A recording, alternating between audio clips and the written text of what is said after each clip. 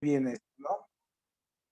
Entonces, cuando surge el proceso de independencia, veíamos que teníamos muchos estratos sociales entre las castas, los negros, los indígenas, los criollos y los peninsulares. Entonces, la guerra de independencia realmente se va a dar como una consecuencia de varios movimientos, porque no surge como un movimiento de independencia como tal, es decir, ni Hidalgo, ni Guerrero, ni nadie de ellos pensó en la independencia cuando inició este movimiento. O sea, nadie dijo, sí, sí, sí, vamos a independizarnos. No, nadie dijo eso. Lo que pasó fue que los criollos, el primer momento fue de querer tomar el poder. Es decir, así como la burguesía quiso tomar el poder para quitárselo a la iglesia y a los reyes, los criollos dicen, nosotros nacimos aquí y necesitamos tener el poder, ¿no? ¿Por qué tienen que venir de España a gobernarnos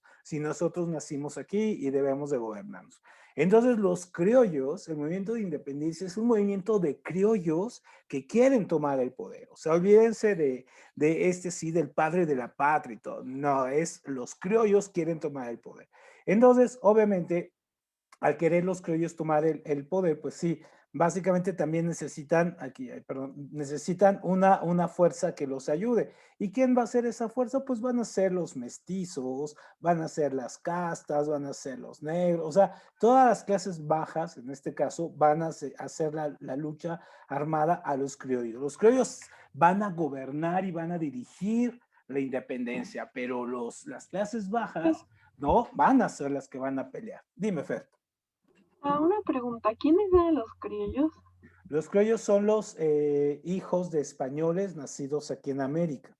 Entonces, acuérdate que había dos tipos de personas. A ver, aquí te los pongo, deja ponerte aquí. La imagen, aquí está, ¿no? Aquí están. Entonces, aquí, estos son. Entonces, los criollos son estos, son los hijos, en este caso, de españoles. O sea, los españoles venían aquí y tenían los hijos y entonces eran criollos. Y los españoles peninsulares, pues, solamente era el español nacido allá, ¿no? Que venía a vivir acá. Y los criollos eran sus hijos.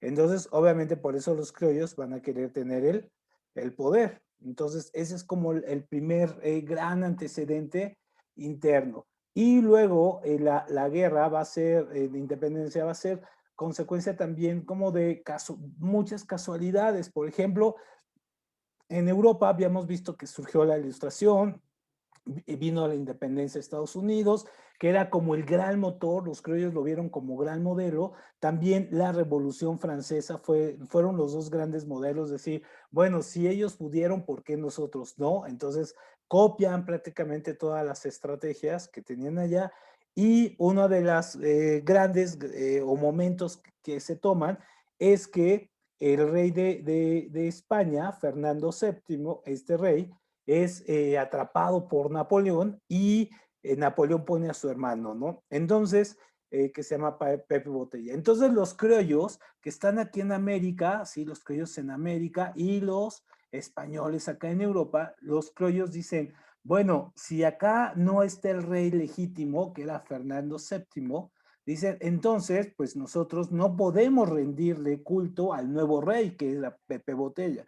Entonces dicen, bueno, pues vamos a organizarnos y poner nuestro propio movimiento. Digamos que eso es la consecuencia directa, ¿no? Así de que no hay rey legítimo en España y entonces los criollos deciden, pues vamos, es el momento de tomar el poder. Y todo esto sucede en 1808, ¿no? Cuando no hay rey y todo ese asunto.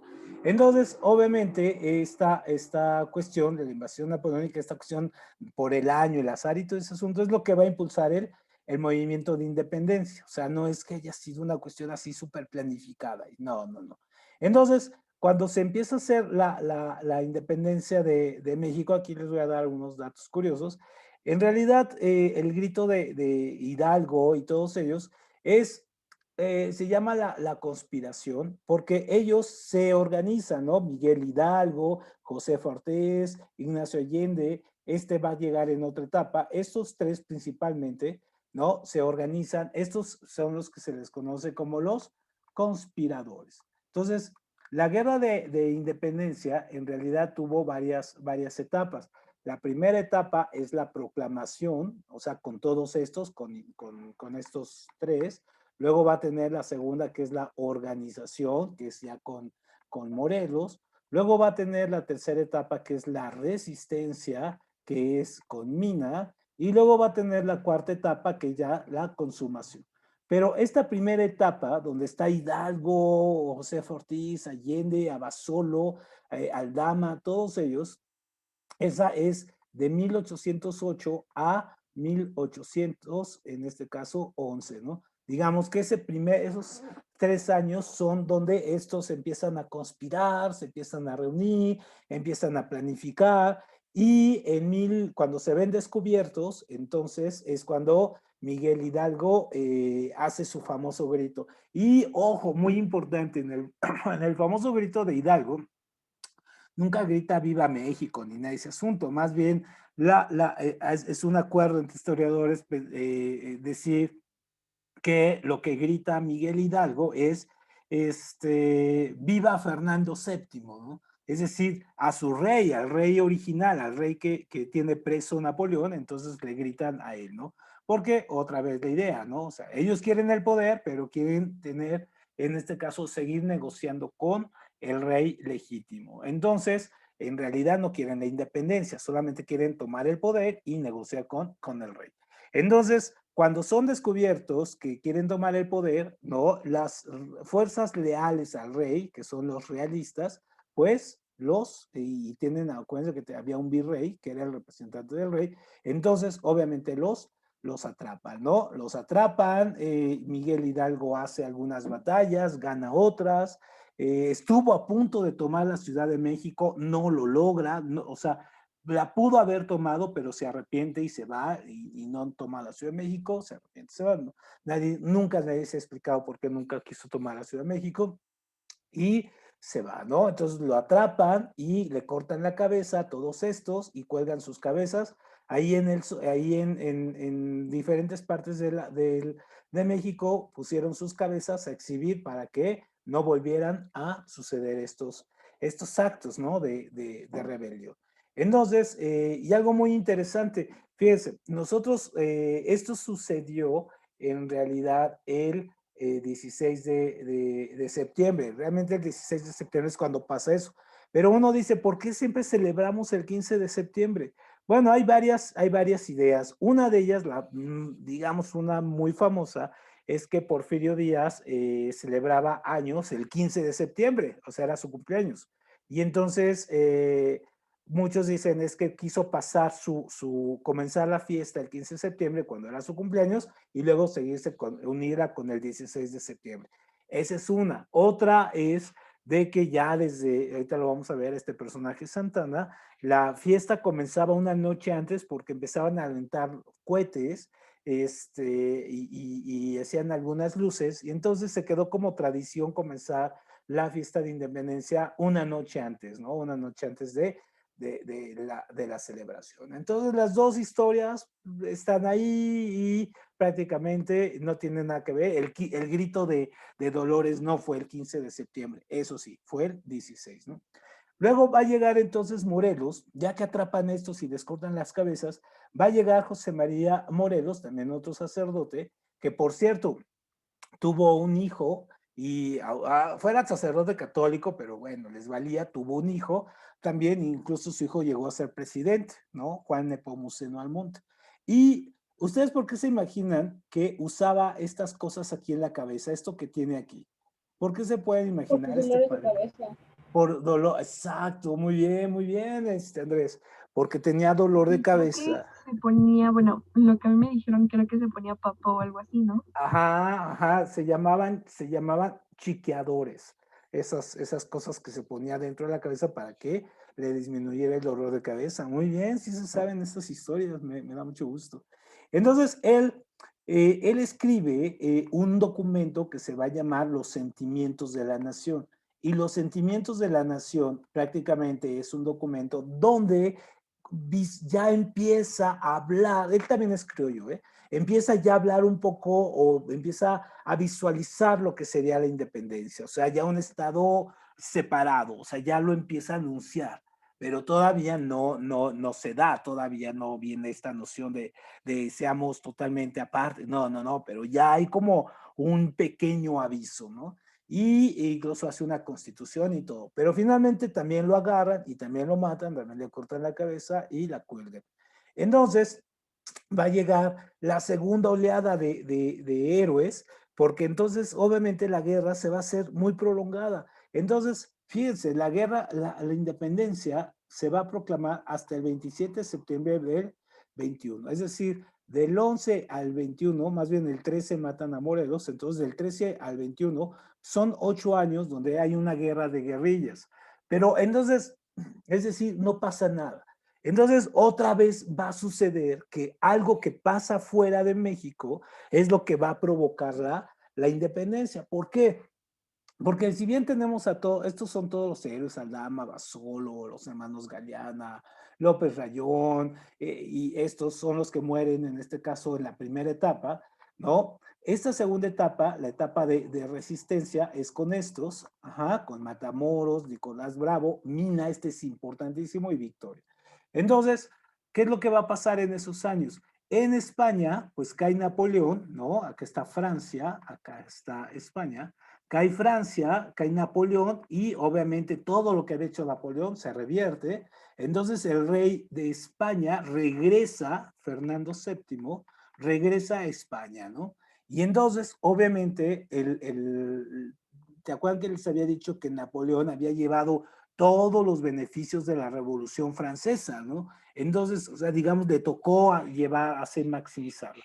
Entonces, cuando regresa el rey antiguo a España, la gente ya no lo quiere. ¿Por qué? Pues porque finalmente el otro rey que estaba, el que puso Napoleón, Pepe Botella, no fue tan malo como pareciera, ¿no? Entonces, la gente ya no está contenta con este rey, Fernando VII, y lo quitan.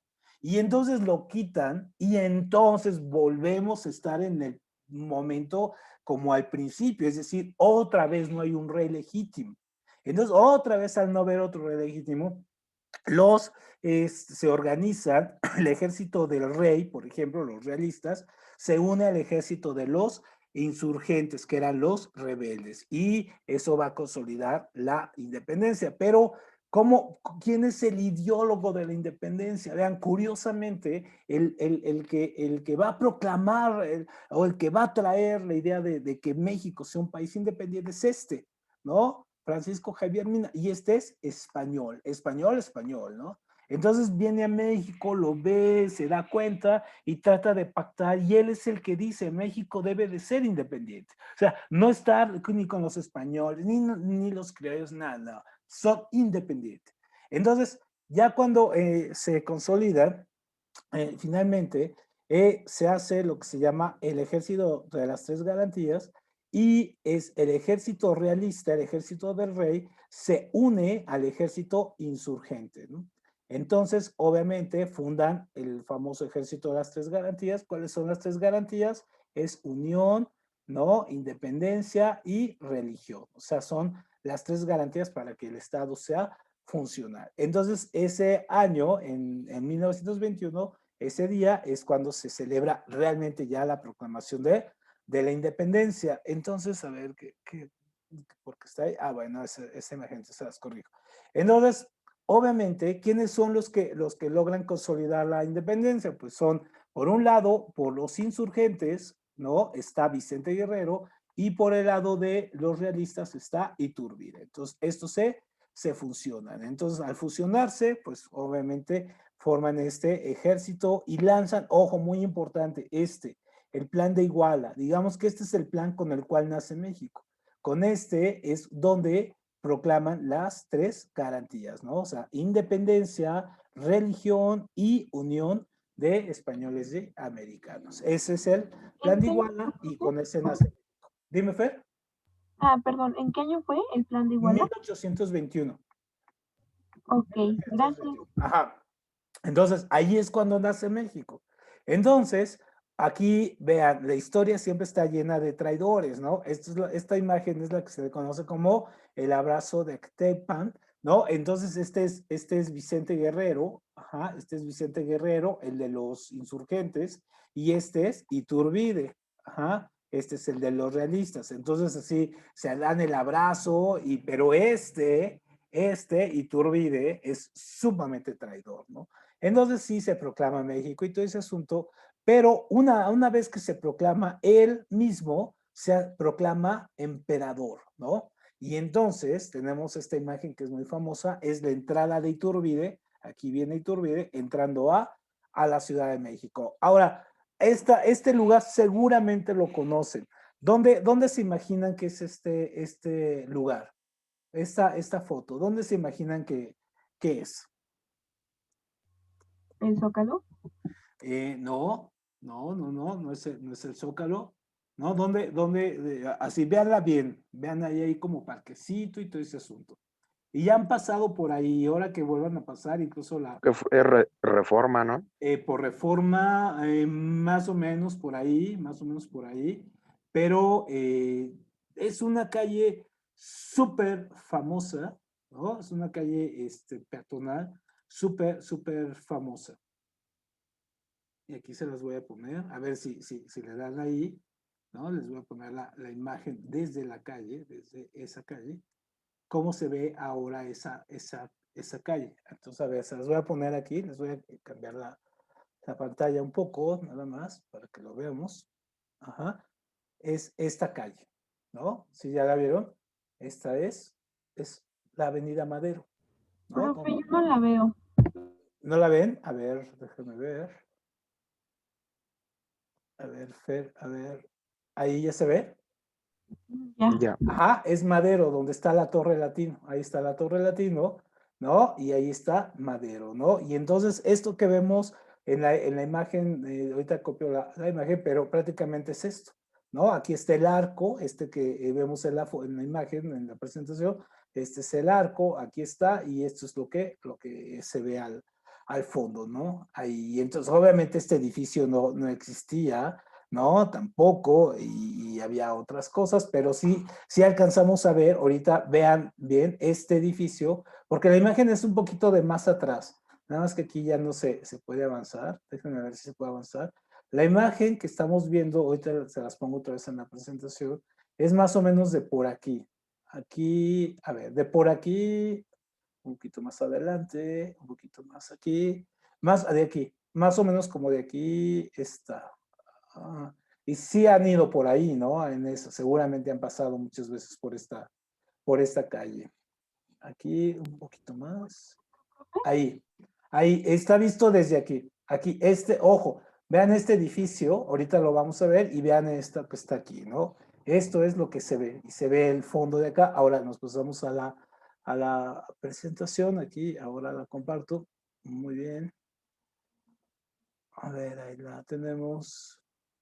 Ya se ve, ¿no? Entonces, esto que veíamos, esto es el Sanborns de los Azulejos, que está aquí, ¿no? Es lo que vemos. Y aquí es donde está la Torre Latino, o sea, está aquí y aquí es donde estaría la Torre Latino, para acá arriba, y aquí es donde veíamos la estructura esa amarilla, ¿no? Que es un templo, que era un templo, bueno, es un templo de los franciscanos, entonces. Muy bien. Bueno, entonces decíamos que Iturbide, entonces una vez que termina la guerra de independencia, Iturbide pues es un súper traidor, ¿no? Entonces Iturbide se declara a sí mismo, pues se va a declarar el emperador. Entonces obviamente traiciona a todos y ya una vez declarado emperador, pues obviamente va a hacer algunas reestructuraciones, va a querer alejar a todos los que lo apoyen, pero obviamente todos los que lo apoyaban, obviamente se van contra él, ¿no? Entonces, finalmente Iturbide, ¿no? Va a salir, lo van a tirar también, y en el 24, otra fecha súper importante, en el 24, en 1824, va a nacer la primera constitución de México. Entonces, esta es la primera constitución de México, la de 1824, y con esa constitución no nada más nace México ya como tal, incluso ya el nombre, ¿no? Estados Unidos Mexicanos, que es el nombre oficial de México. Digamos, incluso a Estados Unidos le roban hasta el nombre, ¿no? Se copia toda la constitución igual.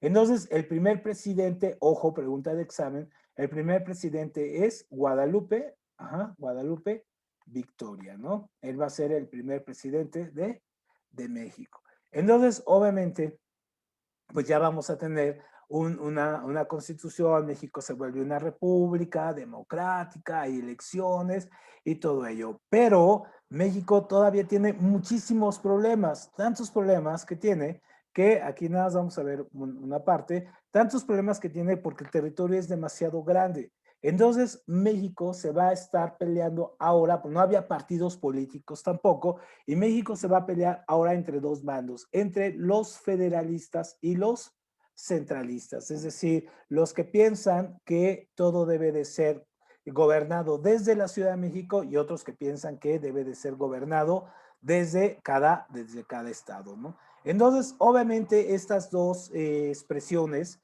van a tener, se van a hacer muy evidentes sus contradicciones y digamos que esto llega hasta nuestras épocas, digamos, esta división llega hasta lo que vivimos hoy día, ¿no? Entonces tenemos un grupo que son los federalistas y se llaman liberales, y por otro tenemos a los centralistas que son los conservadores, es decir, lo que está pasando en Europa también va a pasar aquí en México. Los liberales que dicen libre mercado, libre expresión, libre religión, libertad de todo, la sociedad civil, en fin, son ellos. Y los conservadores que quieren una monarquía, la religión católica, que quieren el viejo régimen, en fin, ¿no? Entonces, estos al principio se llamaban así, antes de llamarse federalistas, eran las logias, ¿no? Que eran como clubs de hombres que se dedicaban a discutir sobre política y todo, como lo que hoy son así la onda de los organizaciones como los Scouts o las legiones de leones y cosas y todas esas cosas que hacen los masones, en fin, bueno, así eran estos.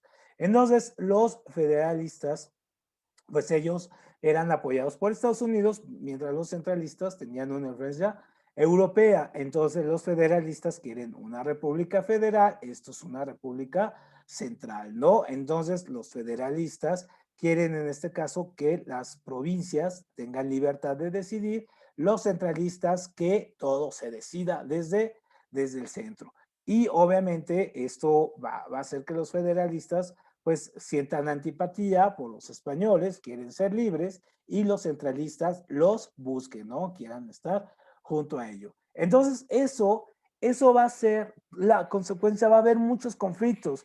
Por eso, durante del 24 hasta el 55, este movimiento va a ser entre federalistas y centralistas, va a ser el que va a provocar demasiados problemas. Entonces, llegaba un presidente, los presidentes duraban 4 años, llegaba un presidente y se iba y lo quitaban, duraba 2 años, un año y lo quitaban, llegaba otro, lo quitaban, llegaba otro, lo quitaban. Es decir, los presidentes no llegaban a lograr establecer, muy pocos lograron terminar sus 4 años de gobierno, entonces iban y venían, ¿no? Dime, Fer. Una pregunta. ¿Ahí fue donde estuvo Porfirio Díaz? No, Porfirio Díaz es más adelante. Ahorita vamos a llegar a Porfirio Díaz. Ahorita vamos a llegar con él. Gracias. Entonces, del 24 al 55, entonces estos se quitaban y vean todo el territorio que era México. México era todo esto, todo este enorme territorio, es decir, todo lo que es California, Nuevo México, Texas, ¿no? Y ahora que estuve en Texas, la gente de Texas, así mismo, se ven como una sociedad aparte, es decir, dicen, no, nosotros nunca fuimos de México, nosotros jamás hemos estado con, les choca la idea a los tejanos de pensar que fueron alguna vez parte de México. O sea, no lo soportan, ¿no? No les gusta esa asociación. Entonces son un poco ahí como especiales y ahí un poco el racismo está todavía a flor de piel, ¿no? Se asumen como una clase diferente, una sociedad diferente. Entonces, todo este territorio Imagínense la bronca. Si decían, es que los centralistas decían que todo se debería de gobernar desde aquí y los federalistas que cada estado, cada región se gobernara.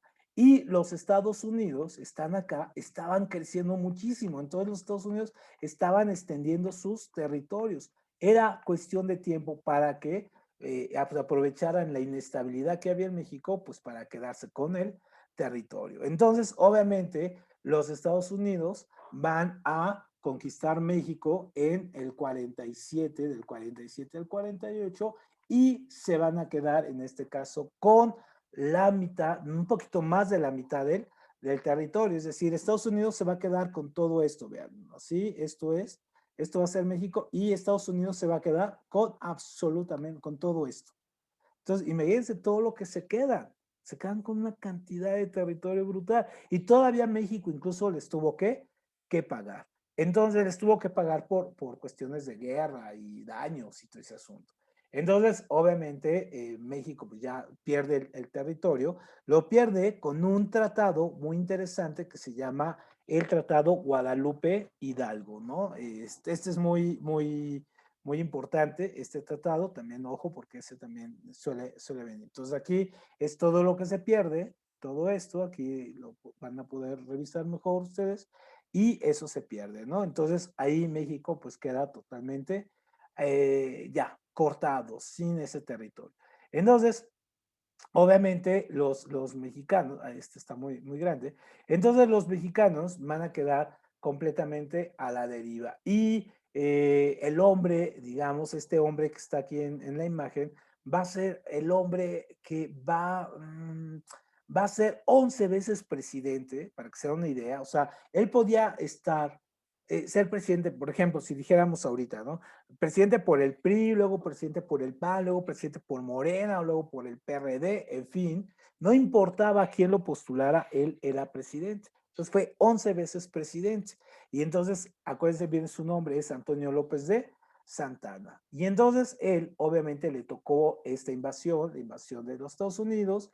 Cuando llegaron, él negoció, él directamente no firmó el Tratado Guadalupe Hidalgo, pero sí le tocó negociar. Y una vez que se van los gringos, porque dicen los gringos, bueno, ya obtuvimos lo que queríamos, se van, y entonces él queda como el hombre fuerte. Pero enloquece, y cuando enloquece se hace llamar a sí mismo Su Alteza Serenísima.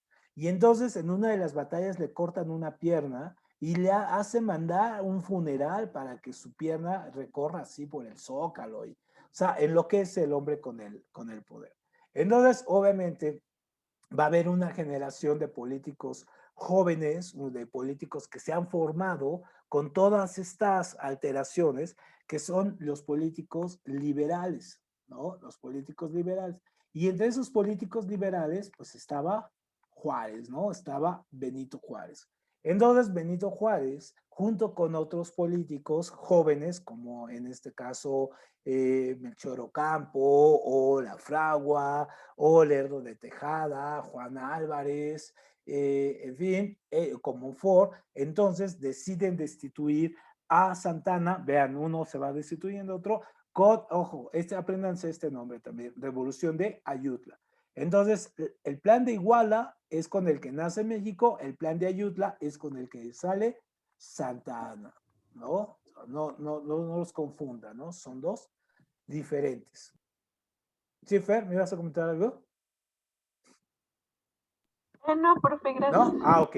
Entonces, con la revolución de Ayutla, esta se da en 1855, y con esta revolución sale Santa Anna, ¿no? Lo quitan. Este hombre que fue 11 veces presidente, finalmente lo sacan, ¿no? Lo quitan, y entonces es ya cuando se viene lo que se va a conocer como la reforma o el movimiento de reforma, o lo que se le conoce como la segunda transformación. Acuérdense que la primera transformación es la guerra de independencia, la segunda transformación la reforma, la tercera transformación es la revolución. Y bueno, AMLO dice que él es la cuarta transformación, pero bueno, veremos qué pasa. Entonces, ya con esto, ¿no? Ya sin el Santana, entonces, obviamente, estos aquí, vamos a ponerle, aquí, obviamente los liberales van a tomar el poder y obviamente van a empezar a, obviamente, a ser muy, muy diferentes. Su proclama y sus ideas son completamente diferentes, ¿no? Los liberales y los conservadores. Pero Juárez, aquí está Benito Juárez, ¿no? Aquí está en este caso Comonfort, aquí está Melchor Ocampo. Lo que hace Benito Juárez cuando toman el poder los liberales es hacer una nueva constitución, es decir, la constitución del 24, ¿no? Ya había cambiado y luego hubo una constitución en el 33 que era centralista y Benito Juárez hace una nueva constitución en el 57. Y en esa constitución se le conoce como la constitución liberal. En esa constitución él pone lo que llama las leyes de reforma. ¿Qué son las leyes de reforma? Reforma significa cambio. Entonces, las leyes de reforma es la manera de decir, vamos a cambiar todo lo que está viejo, todo lo que ya no sirve, todo lo que no funciona, vamos a cambiarlo. ¿Y qué es lo que hay que cambiar? Básicamente es esto, ¿no? En primer lugar, lo que cambia es algo que se llama, ojo, esta es súper importante para su examen, esto también se les pregunta mucho, es la ley Juárez. ¿Cuál es la ley Juárez? La ley Juárez es la que separa, por un lado, el poder de la iglesia y por otro lado, el poder del ejército y el poder civil. Es decir, ya la iglesia no se puede meter en los asuntos del gobierno, ya no puede tener influencia y al mismo tiempo, pues ya no puede, tampoco el ejército tiene que tener sus propios juicios, como lo hace ahora, y digamos es la ley de separación iglesia-estado. Entonces, este es súper importante, ¿no? Cada quien ya va a hacer sus propias cosas. Luego está la ley, en este caso, la ley, aquí está, esta es la más importante, la ley Lerdo, que es la que se llama ley de desamortización de los bienes de manos muertas. ¿Qué significa la ley Lerdo? Simplemente significa que a la iglesia le quitan sus tierras, ¿no? Pero no vamos a la iglesia, también a algunas comunidades indígenas, pero le quitan las tierras a la iglesia porque la iglesia no las produce, o sea, las tiene ahí, pero no las siembra, no las trabaja, nada. Entonces le quitan esas tierras y se la dan a gente para que las trabaje, ¿no? Entonces, obviamente, eso, pues hasta la fecha, a los indígenas, a los de la iglesia, pues cuando les mencionas Juárez, pues lo ven así como el demonio, ¿no? Prácticamente. Pues, ¿por qué? Pues porque prácticamente van a estar muy enojados porque les quitaron sus tierras. Entonces, obviamente viene otra ley, que es la ley La Fragua, que es la ley donde digamos, es la libertad de imprenta, pero también la ley de libertad de expresión, la ley del registro civil, es decir, el gobierno ahora va a llevar los nacimientos y las muertes, porque antes lo tenía la iglesia, los cementerios también ya van a ser del Estado, es decir, ya no son de la iglesia. Entonces, todas estas leyes, pues, ¿qué es lo que van a provocar? Que pues los conservadores se enojen y le declaren la guerra, en este caso, otra vez a Juárez. Entonces, es lo que se le conoce como guerra de reforma. Entonces, en este caso, esta guerra va a ser de 1858 a 1861. ¿No? Y entonces, esta guerra prácticamente lo que va a consistir es donde vamos a tener dos presidentes, ¿no? Félix Zuluaga, por un lado, se declara presidente conservador y Benito Juárez es el presidente liberal. Entonces, imagínense la locura, o sea, pónganse en los papeles de esta gente que vivía en esa época, donde había dos presidentes, ¿no? O sea, es como si ahorita Peña Nieto o Felipe Calderón se declararan también presidente y tenemos a AMLO, ¿no? Y hubiera los del norte y los del sur, o sea, era una locura, ¿no? Entonces, esos 3 años prácticamente fueron muy complicados. Benito Juárez se va hacia el norte, se va a la frontera con Estados Unidos y los conservadores se quedan aquí en la Ciudad de México. Entonces, obviamente, esta guerra, aquí antes de terminar esto, esta guerra va a terminar en el 61 con la victoria de Benito Juárez, ¿no? Entonces, cuando regresa Benito Juárez otra vez al poder, y incluso es apoyado por los Estados Unidos un poco, y Juárez ya estando aquí, ¿qué es lo que va a hacer? Pues va primero, y aquí viene otro conflicto, que es la Revolución Francesa, ¿no? Primero lo que hace es Benito Juárez suspender, en este caso, el pago, porque no hay dinero, no hay dónde pagar absolutamente, entonces suspende el pago de la deuda externa. Entonces ya les dice a los ingleses, les dice a los franceses y a los españoles, ¿saben qué? Pues ya no les voy a pagar. Hasta que yo me recupere, les pagaré. Y eso, a ver, ¿qué es lo que hacen estos países? Pues no, dicen esto no es posible. Entonces hacen algo que se llama la Convención de Londres, donde estos países deciden invadir México, presionarlo para que les pague. Entonces, cuando llegan, Benito Juárez, que no era nada tonto, ya les tenía armado un convenio. Y entonces los ingleses y los españoles firman los convenios de la soledad, es decir, les dice Benito Juárez, pues no te voy a pagar 3, 4 años o 10 años quizá, pero te voy a pagar intereses. Entonces, si me das chance, te pago. Entonces, finalmente deciden que eso pase y esto se va, ¿no? Se van estos muy contentos. Y entonces, obviamente, los franceses, donde, y acuérdate, Fer, aquí importante, los franceses estaban gobernados en ese momento por Napoleón III. Entonces los franceses dicen, yo no me voy, yo quiero invadir. ¿Por qué? Porque Napoleón III decía, tengo un lugar, si yo invado México, pues posteriormente puedo invadir fácilmente Estados Unidos, ¿no? Entonces, esa era la idea de Napoleón III, dominar a los Estados Unidos desde México. Entonces, finalmente, los franceses invaden México, ya ven, están las batallas estas de Zaragoza, de que y gana la batalla de Puebla del 5 de mayo y todo ese asunto. Pero finalmente los franceses ganan la guerra, ¿no? Ganan la guerra, tienen el mejor ejército del mundo en ese momento, tienen mayor fuerza, mayor capacidad, y otra vez Juárez se va hacia el norte, hacia Estados Unidos, y México va a ser gobernado del 64 al 67, todos estos años va a ser gobernada por un nuevo emperador, que es Maximiliano, en este caso de Habsburgo, que es un emperador europeo.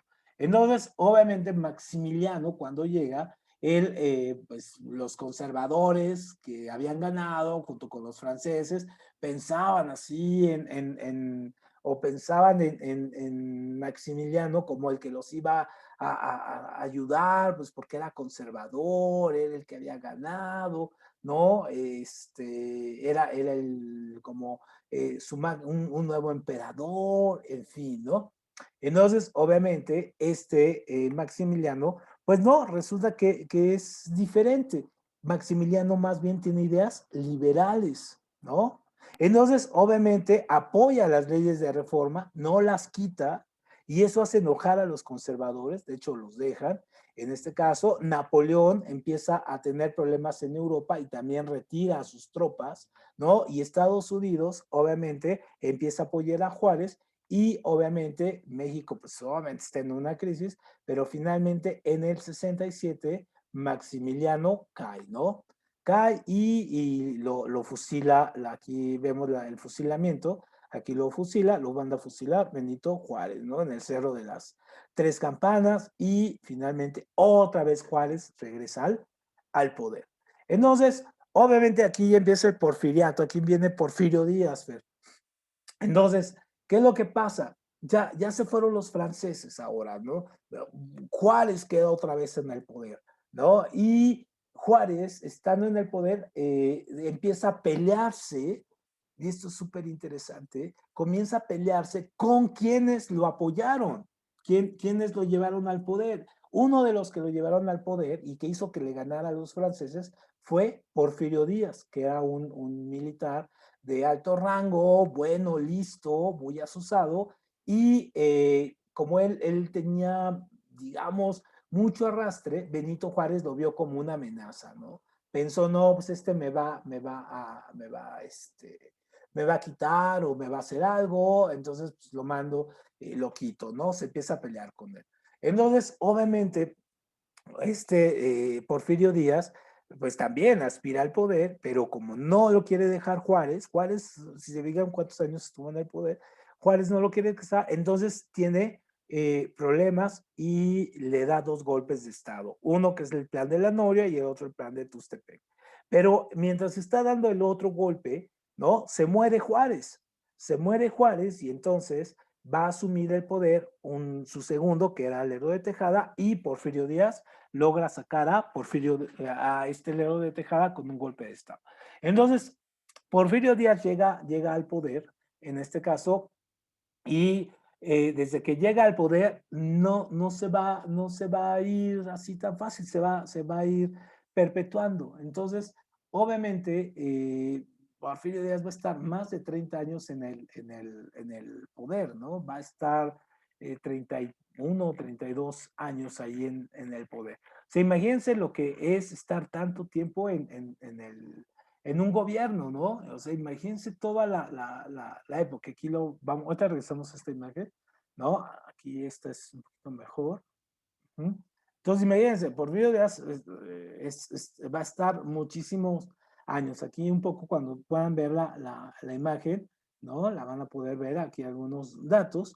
Entonces, obviamente, él va a llegar en el 72 como presidente, en este caso, y va a irse reeligiendo del 76, aquí, del 76 hasta 1911, ¿no? O sea, del 76, de 1876 a 1911, cuando sale, todos esos años es presidente. Entonces, él se reelegía y se reelegía y se reelegía y curiosamente su bandera era la no reelección, ¿no? Y entonces rompe su promesa y pues sí, se va a estar reeligiendo y reeligiendo y reeligiendo y reeligiendo, ¿no? Entonces, obviamente, que esos 30 y tantos años que va a estar en el poder, ¿qué es lo que hace Porfirio Díaz? Por un lado, él, y por eso mucha gente, digamos que tontamente, lo piensa como un héroe, ¿no? Porque en realidad no fue un héroe, ¿no? Más bien fue un tipo que se aprovechó del poder, que hizo una dictadura, pero mucha gente lo considera un héroe porque, sobre todo algunos así empresarios, porque le abre la puerta al capital extranjero, pero a consecuencia de que, es decir, les dice a los extranjeros, tú vente a vivir, pon tu fábrica o trae todo, y lo que ganes es tuyo, ¿no? O sea, todo lo que tú ganes es para ti, a mí no me des nada. Y solamente, pero invierte y da trabajo. Entonces, muchas de las petroleras que llegaron aquí en México, petroleras, mineras, en fin, llegaron, se instalaron y se llevaban todo el oro y el petróleo y a México no le pagaban nada, no le daban nada, pero solamente daban empleos, ¿no? Pero eran empleos mal pagados, mal hechos, tenían a la gente en la miseria, ¿no? Pero bueno, era la idea de Porfirio Díaz. Entonces, hay un desarrollo económico, sí, porque hay empresas, hay fábricas, pero no hay desarrollo. ¿Por qué? Pues porque el dinero no llega a la gente, ¿no? Luego, otra de las cosas que pasan en esos años, y ojo, esta es otra pregunta de examen, Porfirio Díaz va a hacerse de una doctrina, que es la doctrina, estaba de moda en Francia, que era el positivismo. Vean, curiosamente, ¿no? Él saca a los franceses, pero en realidad le gustaba todo lo francés, le gustaba la cocina, el arte, todo lo de Francia, y entonces importa la ideología positivista, ¿no? Un poco la ideología positivista es así de, hay que pensar, hay que experimentar, hay que hacer la ciencia, ¿no? Y todo ello. Entonces se la trae aquí a México, ¿no? Y obviamente la situación de obreros y campesinos es de pobreza extrema, ¿no? Los tienen una pobreza y obviamente él quiere hacer una reforma agraria, pero hace una reforma, pero ¿a quién beneficia? Pues a los latifundistas, ¿no? Entonces hace una ley que se llama la ley de los terrenos baldíos, y esa ley significa, por ejemplo, ¿no? Decía, si tú encuentras un terreno y ves que nadie lo está usando, quédatelo, ¿no? Quédatelo, es tuyo y produce. Un poco es como la cuestión que ahora pasa con la cuestión de la, ¿cómo decirle? De la invasión de los predios, ¿no?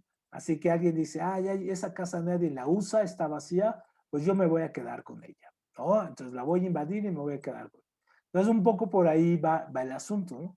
Y obviamente se reconcilia con la Iglesia Católica, aquí lo vemos, se reconcilia con la Iglesia Católica, le regresa algunos beneficios, esto hace enojar a muchísima gente, ¿no? Y prácticamente se vuelve un dictador, porque a toda la oposición política o la mata, ¿no? O simplemente la destierra. Entonces, su lema, incluso su lema del poder era más administración y menos política, ¿no? Y pues, obviamente a toda la oposición, pues la desconoce, la aniquila, la mata y se vuelve un dictador, ¿no? Entonces ahí sí, este es un dictador que se reelige y cada vez no lo pueden sacar. Sin embargo, en 1900, ya llegando a 1908, 2 años antes de las elecciones que iban a ser en el 10, él le dice a un periodista norteamericano, ¿no? Krillman, del Chicago Tribune, le dice que ya no se va a reelegir, que ya está cansado y que México ya está preparado para la democracia y es cuando se queja de los Estados Unidos y Estados Unidos tiene mucha influencia en México y saca una frase que seguramente habrán escuchado, esa de pobre México, tan cerca de Estados Unidos y tan lejos de Dios. Entonces, obviamente ya está en sus últimas, ¿no? Entonces, aquí, digamos, él es el que empieza el Palacio de Bellas Artes, ¿no? No lo termina él, pero él lo quiere consolidar y es prácticamente como su gran aportación cultural, ¿no? De Porfirio Díaz. Es el arte francés. A mí particularmente no me gusta Bellas Artes, no sé a ustedes si les guste, pero a mí particularmente no me es nada atractivo, ¿no? No me gusta mucho. Y entonces, bueno, con esto vamos a ir acabando la sesión de hoy para el lunes terminar aquí ya esta parte, es cómo viene la Revolución Mexicana. Entonces, obviamente, los 30 y tantos años que está Porfirio Díaz en el poder hacen que, pues sí, pues la gente se canse, se aburre, la economía esté en el suelo, no haya ningún avance social, nada. Entonces, por ejemplo, el país, toda la cuestión agraria está, no hay orden, los campesinos están súper pobres, los latifundistas se aprovechan, no hay legislación laboral, es decir, la revolución industrial llega a México tardíamente, pero los obreros no tienen ningún derecho. La división social estaba muy marcada entre ricos y pobres, es decir, había muy poquitos ricos, pero muy ricos, y había muchísimos pobres, pero muy, muy pobres, ¿no? Entonces, obviamente, la economía está totalmente distorsionada y los campesinos están en la pobreza extrema, ¿no? Entonces, obviamente, esto va a desencadenar la Revolución Mexicana, pues porque obviamente van a querer luchar para sacar a Porfirio Díaz y imponer un nuevo régimen político. Muy bien. Bueno, con esto nos vamos a quedar hoy, ¿no? Para la próxima sesión, comenzar con la Revolución Mexicana, que es un poco enredada, ¿no? Veamos, vamos a tener a todos los personajes. Todos estos se matan entre sí, todos quieren el poder, entonces ahí está un poco enredado el asunto y lo vamos a ver con calma el próximo lunes. ¿Sale? Bueno, pues les agradezco mucho el tiempo y pues nos vemos el próximo lunes. Tengan buen fin de semana. Les mando todos los materiales que tengo que enviarles, los videos y todo. Y aquí nos estamos viendo el próximo lunes. ¿Sale? Adiós, maestro. Gracias. Hasta luego. Gracias, hasta luego. Hasta luego. Bye bye. Pásenla bien.